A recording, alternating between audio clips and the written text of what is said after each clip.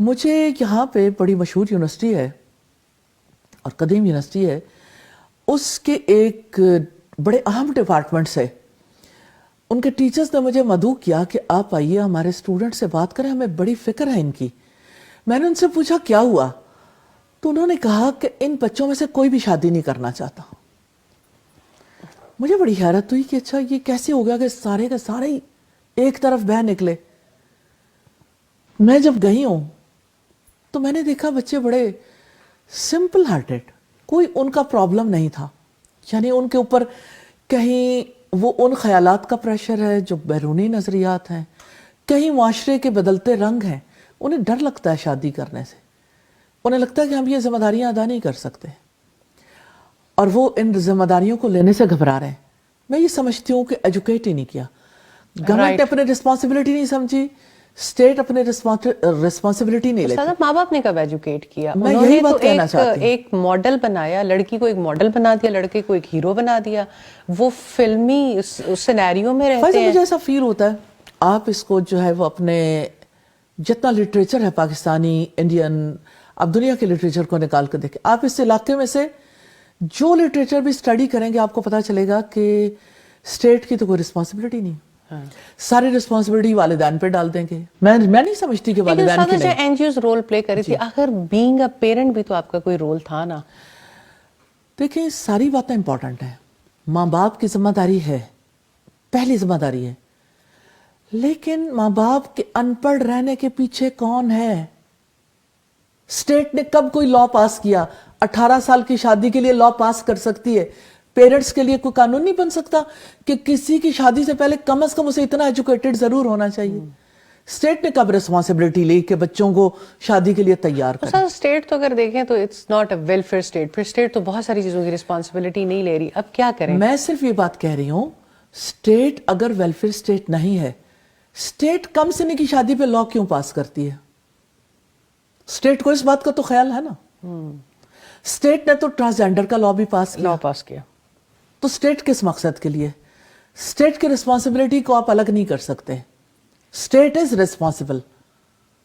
اور پھر اس کے بعد آپ دیکھیں کہ سب سے پہلا یونٹ ہے سوسائٹی کا خاندان. تو خاندان میں پیرنٹس ریسپانسبل ہیں، خاندان کے بڑے بھی ریسپانسبل ہیں، پھر سوسائٹی ہے. سوسائٹی میں سب سے پہلا نمبر ہے مسجد کا، تعلیمی ادارے کا. مسجد نے کیا رول پلے کیا؟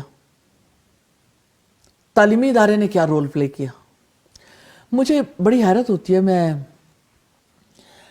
ایک خاتون کہتی ہیں کہ میرے ہسبینڈ جب جمعہ کا خطبہ سن کے آتے ہیں اس کے بعد میرے پہ اتنا برستے ہیں، ہمارے آپس کے تعلقات خراب ہو جاتے ہیں. میں سارا ہفتہ میں خدمت کرتی ہوں، ان کے والدین کی، گھر کے کام کرتی ہوں، ساری ذمہ داریاں پوری کرتی ہوں. میری زندگی صرف خاندان کے گرد ہے. میں نے اپنے 7/24 میں گھر کی خدمت کے لیے حاضر رہتی ہوں. جمعے کا خطبہ سننے کے بعد میرے شوہر اس قدر زیادہ ان میں بجلی بھر جاتی ہے اور اس قدر زیادہ بے نقط میرے گھر والوں کو سلواتیں سناتے ہیں اور میرے ساتھ برا سلوک کرتے ہیں کہ تمہارا فرض تھا میرے والدین کی خدمت، تم نے ان کی ویسے خدمت نہیں کی جس طرح سے خدمت کرنے کا حق تھا.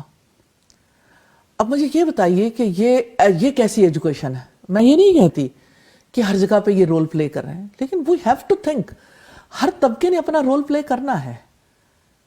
تو یہ کیسا رول ہے جو پلے کیا جا رہا ہے؟ اسٹیٹ، ایجوکیشنل انسٹیٹیوشنز، مسجد، خاندان، اور پھر این جی اوز، پھر سوسائٹی کی جو آرگنائزیشنز ہیں. ہر ایک کو سوچنا چاہیے کہ ہم نے اپنی جنریشنز کے لیے کب سوچا کہ وہ ایک بھرپور زندگی گزارنے کے قابل ہو جائیں. کون ہے جو اس پہ دکھ محسوس کرتا ہو کہ ہماری 1 کروڑ خواتین ہیں 20 سال سے لے کے 35 سال تک جو غیر شادی شدہ ہیں، کسی حادثے کی وجہ سے یا ابھی ان کی شادی نہیں ہو سکی. 40 سے 45 سال کی عمر، یہ یونیسیف کا سروے ہے، کتنی بڑی تعداد، 60 لاکھ خواتین ایسی ہیں جو طلاق یا بیوہ ہونے کی وجہ سے غیر شادی شدہ ہیں.